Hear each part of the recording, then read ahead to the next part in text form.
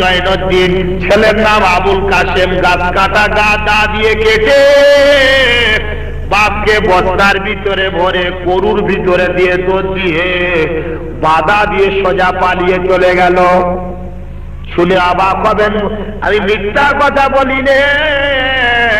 বসিরহাট খোলা পোতায় বাড়ি, দু ছেলের মা স্বামীর গলা টিপে মেরে ফেলে দিয়ে রাতের বেলা অপরের মোটর সাইকেল চেপে পালিয়ে গেল। আমার বাবাজি, পানির ভিতরে আগুন লেগেছে, এই আগুন নেভাতে পারে একমাত্র নামাজ, তাছাড়া কেউ পারবে না।